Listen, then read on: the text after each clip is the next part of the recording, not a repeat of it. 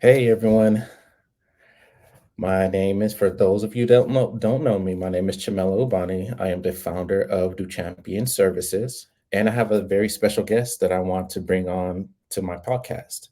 And her name is Victoria McDonald. Hey Victoria, Hi guys. Hey Chamala, how are you doing today? I'm doing swell. I'm doing excellent.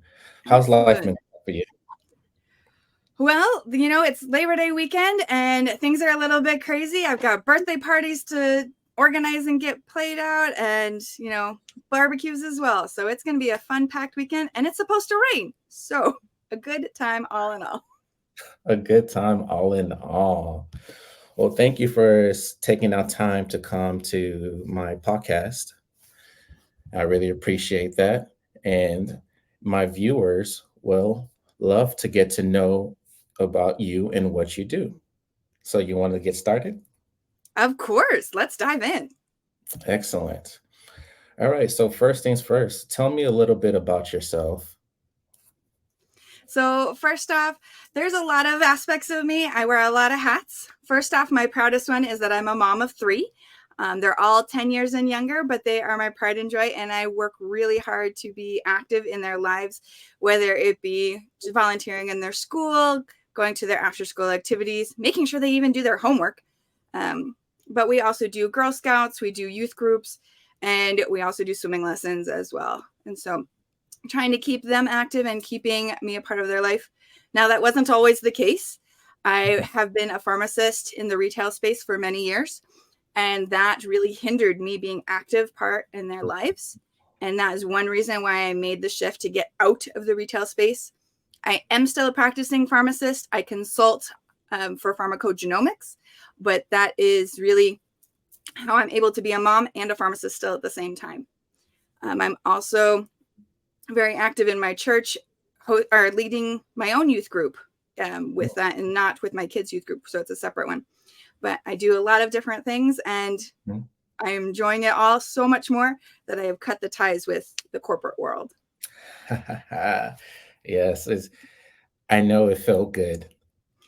I know, It does. I know cutting ties felt good because it's like, man, I'm no longer disrespected Yeah, and I get my free time back. for sure. Like, one of the biggest hurdles I had was if my kids were sick, I couldn't call in sick because there was nobody to replace me. Like, they would tell me, bring your sick kid to the pharmacy, or figure it out. And so it was really just headbutting against the wall multiple times, Mhm. that this is not what I want to be. This is not what I envisioned for my life. And so I get to change it. And that really resonates with me because as a pharmacist, we there's not much remote positions out there for us. There's not. We need to be either in a pharmacy if you're working in community, or if you're working in a hospital, you're inside the pharmacy Mhm. there. And from my knowledge, I don't think that they have even. I mean, there is remote positions for like mail order and Mhm. like all you do is verify, but like for hospitals or retail, there's not that many. No, uh, like So there may be some liaison with insurance companies or formulary aspects, but it's very, very minimal. And they're highly sought after because they are so few and far between.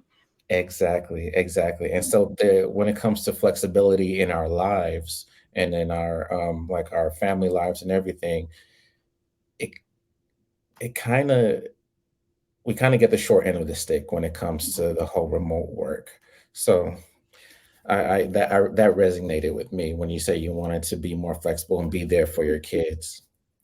Um, and so, what made you transition to getting to the gator business with Pace Morby? So that's really been an interesting journey. So through my pharmaceutical consulting business, I have had to do some different business mentorships, figure out how to even run a business. That was not something I learned in school or in my life. There wasn't any exposure to that. So figuring out, how do you make a plan? How do you do promotions and social media engagement? How to do all of these things. So through my business mentorships, they brought on a lot of other business um, figures in the world. And so Pace Morby was one of them. When Mm. he got up and spoke, he really resonated about how much service he does to the community in a way that I had never considered. A lot of people don't think of real estate as being a service to anyone, but yet we all need a home to live in. We all want to feel comfortable in our home and feel proud of our home. And so helping people to get to that point where they are in, whether it be their dream home or maybe it's just their starter home, but getting to that point where you're happy with where you're at and you're not feeling like you're settling, or that you're stuck in your situation and you have to rent all the time because you feel no other options. So there are options. And that was something that he like opened my eyes that real estate doesn't have to be the traditional, you go to the bank, you ask for a loan being your mortgage, and that's it. There's so many other creative avenues. There's ways to think outside the box that just like blew my mind. And so I was like, whoa, I want to learn more about that. And so I started following him on YouTube. And then it came across my desk that he had this program called Gator Program, which was allowing me to kind of facilitate the lending side of that. So I wasn't necessarily going to be looking for deals or putting people into the house, like walking them to close necessarily, but just facilitating the opportunity for people. And so that is really what intrigued me to get into Gator. You said something that like really stuck out to me. You said real estate is more so being in service to people. I did not know that prior to getting into the gator business as well. Um, I have, I'm using Gator as a way to, as a stepping stone or a stepping stool for to get into real estate. And what I've been realizing with, creative financing, um, Gator, and all these different methods that Pace has been putting out and all these communities that he's made is that real estate is actually serving your customers, serving the seller, because at the end of the day, the seller's goal is to go from A to B. I want to sell my house. But if the seller can't sell the house through the traditional method, what are other ways can we achieve the seller's goal? And that's where you have to get creative. And then getting people to help with little things like, oh, if you're a new wholesaler starting out and you need earnest money deposit in order to show that the seller that you're serious in this transaction, that's where Gators come along. And not only with earnest money, transactional funding, double closing, um, we have as a community, we have access to a lot of capital. Oh, So way more if than I even imagined. Like, exactly, way exactly. more. It's crazy how much access to capital we have. So every time when somebody asks, hey, what is one thing can you bring to the table? Sometimes as a new gator, I was like, man, I don't know. Other than earnest money, I think that's all I can bring. But I can actually bring capital. Mm-hmm.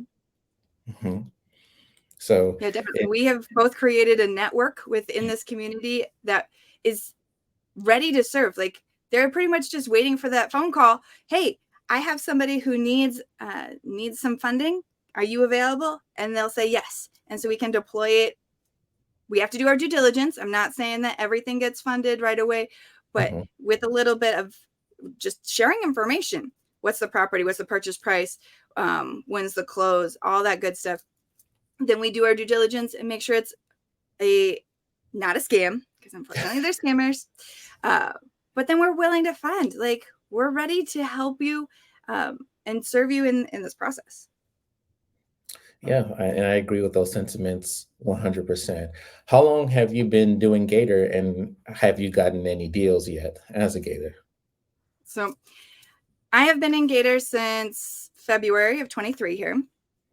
And as far as a Gator deal in the traditional sense, lending EMD and then getting a return on that, that I have not actually had a deal go to close. However, I have wrestled several deals. I have brought funding to the table to individuals who are in the creative finance space and kind of match made those two. And from that matchmaking, I was able to take kind of a finder's fee for putting that matchmaking together. And so I've done that about 6 times. So. And with the fees that you have gotten so far, can you say that you basically paid for your Gator course? Oh, easy.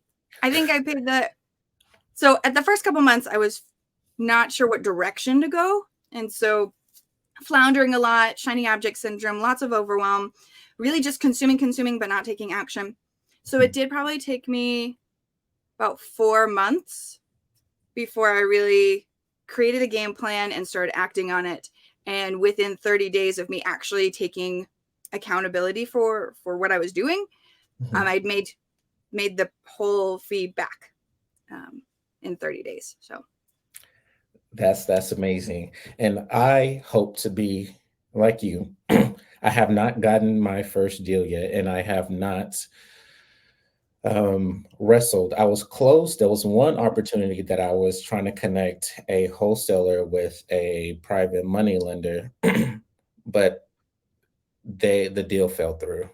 They were trying to turn this 5 lots into townhomes, and so they needed money for it. And through Alpha we was going to make everything happen, but the wholesaler's credit wasn't good. So yeah, so things fell apart. So the whole deal fell apart. So that was my only one instance where I was like, oh, it wasn't a Gator deal, but it was, connecting with that, getting that connector's fee.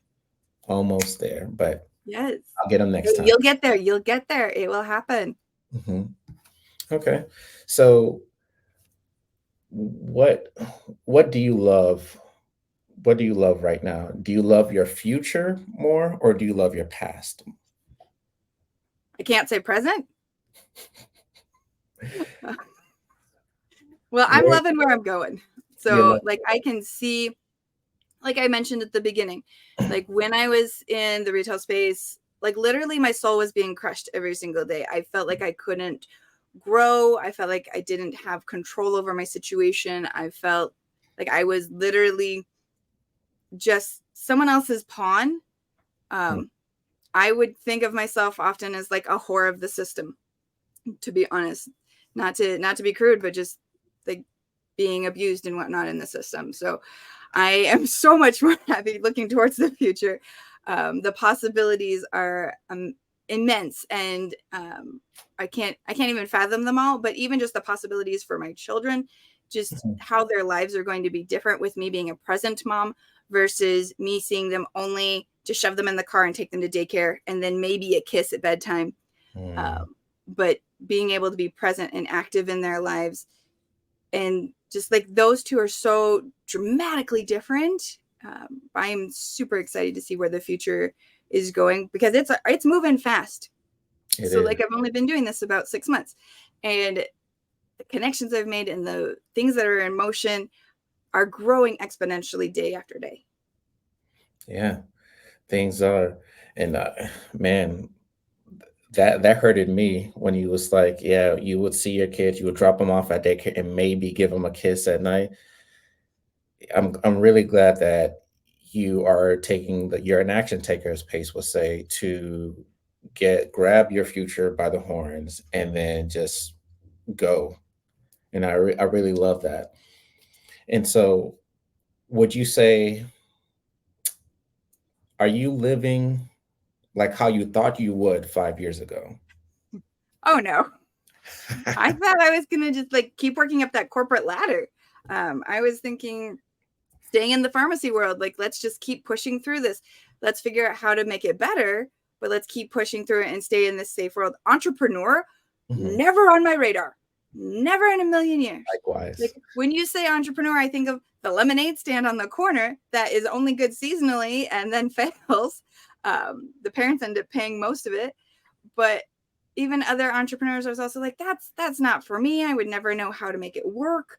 I wouldn't even know where to start, which is why I did go through business mentorships, how to learn about the different structures, how to actually budget your time, how to allocate the funds that come in, and how to redistribute them. A little bit about taxes on the business side too, Yeah. and just like all that stuff you didn't actually realize that goes into a business. So there is that, the paperwork side that isn't always the funnest, but it is really eye-opening to see what it takes to make a functional business, what it takes to be profitable with that. Yes. Yes.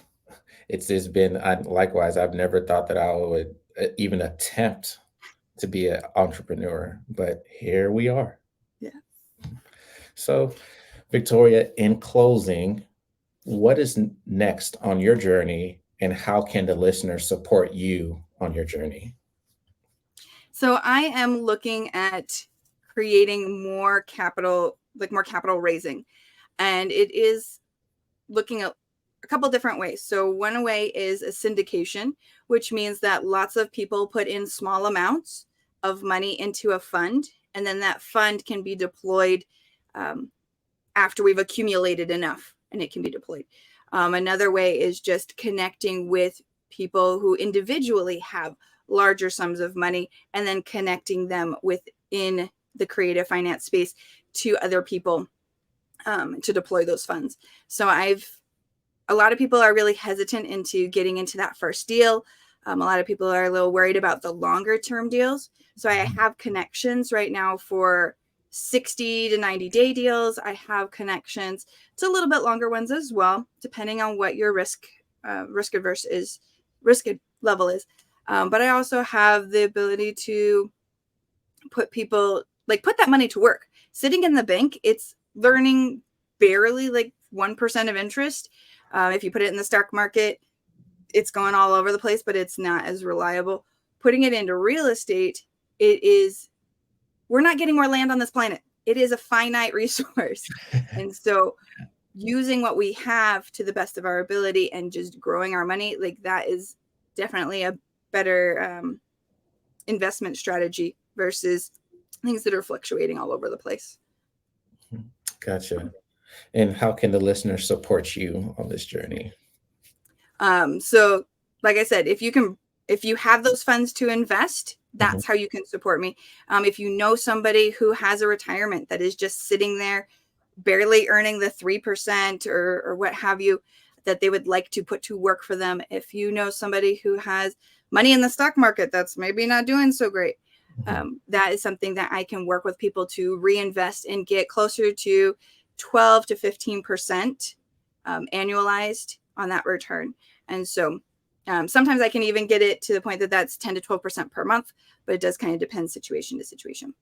Right. But I already have like quite a vast network of places to put people, but I need to connect with more people who have the funds so I can put them to work, put the money to work. Put the money to work. Yeah. Okay. Thank you, Victoria. I really appreciate you for coming on and spending time on your day to come and let me interview you. I appreciate that. Thank you very much, Victoria. Thank you very much. And I really hope that you have a great day. Well, thank you so much, Shmeli. It was a pleasure speaking with your audience here. And just a reminder to connect with me on Facebook. I am Victoria McDonald PharmD. On Instagram, I am SVRocket. I also am Victoria McDonald PharmD, but that's my pharmacy business. And then I'm also found on YouTube, and my YouTube channel is Dr. Victoria. Yeah, the Dr. Victoria podcast. That's what there you go. There you go. Gotcha. Okay. Right. Well, and thank you so much, everyone. I'll put your IG handle, I'll put your YouTube on the description below. So that way everyone watching it can go and follow. Make sure you subscribe and follow Victoria. She's doing great things. And Shamela too. If you haven't subscribed yet, dude, please subscribe to this man. He is a rock star. Appreciate that. Okay, Victoria.